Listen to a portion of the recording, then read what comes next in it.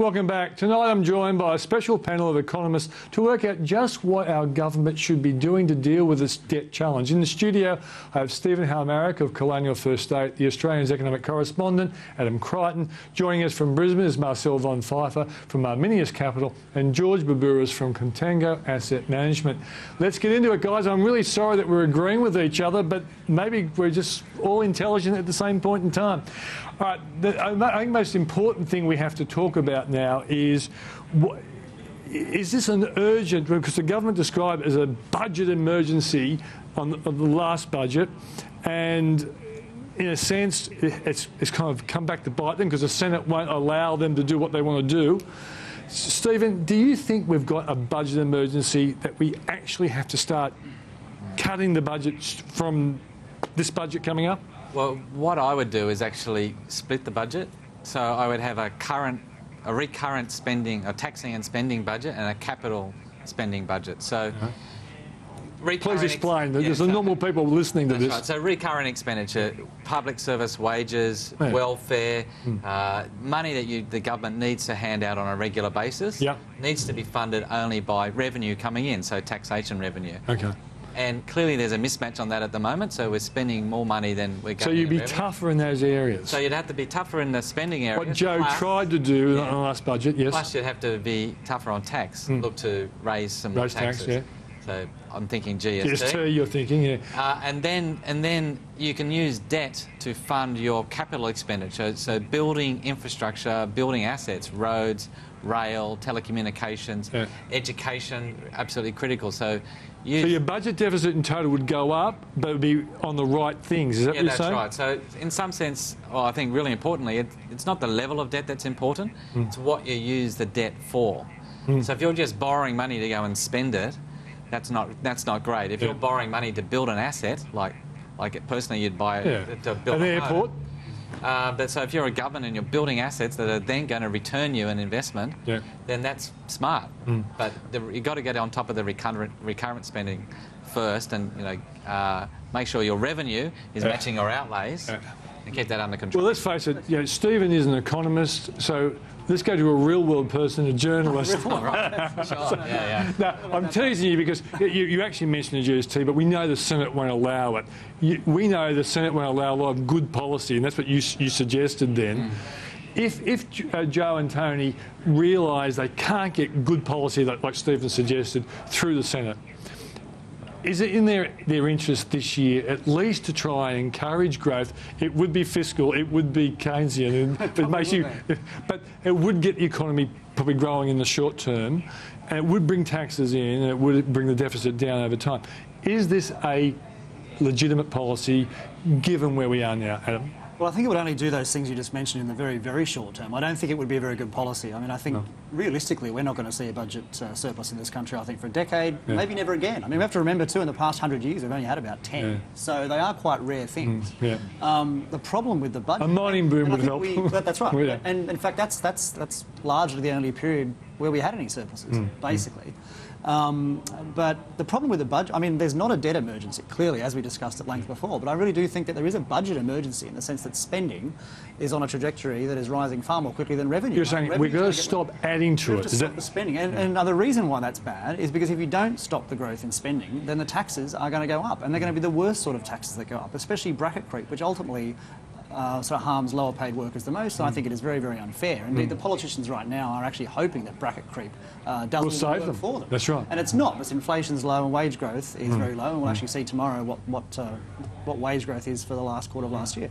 But it's the spending that is a problem, and there are some holes to plug, but the sad thing is that even if they plug some of the holes in super concessions, say, that's only going to be $3 billion or so a year, at absolute most.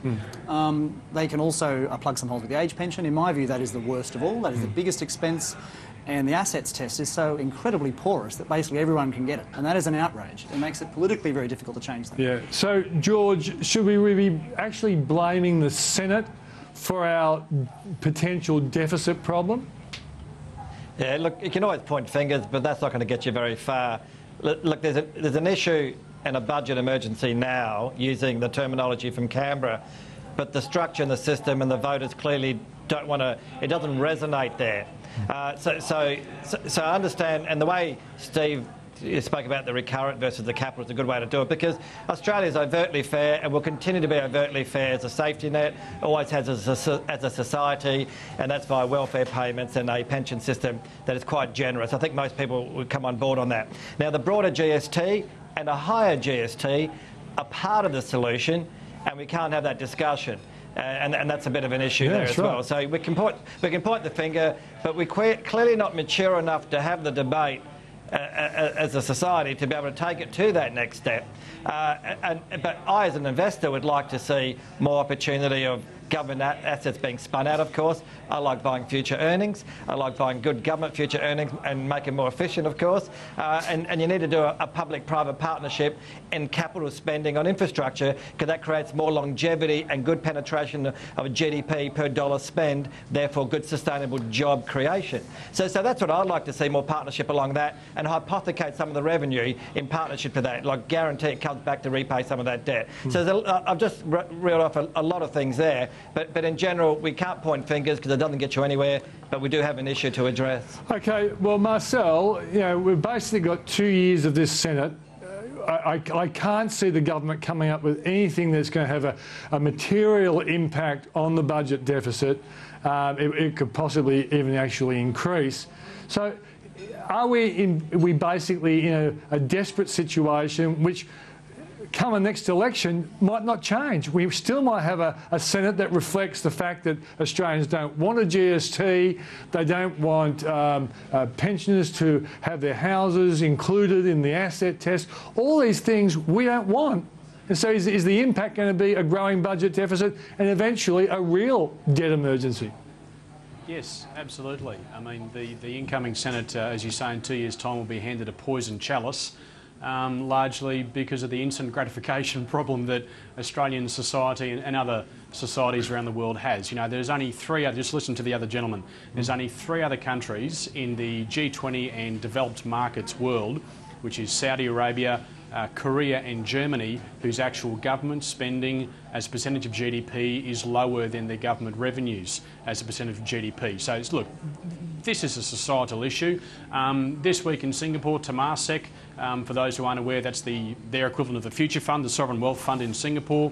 They've actually started to take earnings that the Future Fund, if you like, has generated and actually hiving that off as government revenue to actually address the demographic issue that George was talking about earlier. Look, knowing my heritage, I would like to see a government at some point in time in this country implement something akin to the German or the Swiss methodology of a debt brake, B-R-A-K-E, whereby they use a smoothing of, in the good times, the lawmakers are forced to actually siphon some of the kitty off, the surplus off to the side, and it becomes, if you like, a little accrual kitty, so that when a recession comes, then they can actually embark upon deficits. So, again, that may be a conversation a little bit too far for the Senate in this country to have for some time yet.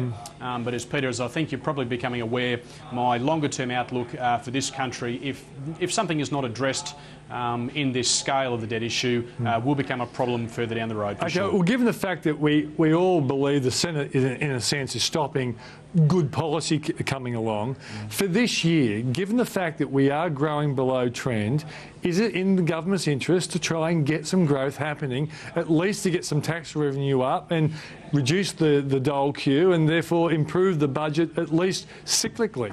Stephen? Well, I think the other arms of policy are working in that direction. So the Reserve Bank's cut rates. Yep. I think they'll probably cut them again before the budget. The Aussie dollar's falling, so we're getting both monetary and currency policy helping. Yep. And given the political environment, shall we say, in Canberra, I'd be very surprised if we get a tightening of fiscal policy this year. Yeah. You can see already the Prime Minister and the Treasurer, changing the balance on particularly family, focus on family payments, focus on small businesses. So that could all help at the margin. So I'd be very surprised if we get a fiscal tightening this year, so the deficit stays about the same, and we're getting a monetary policy easing and some currency easing.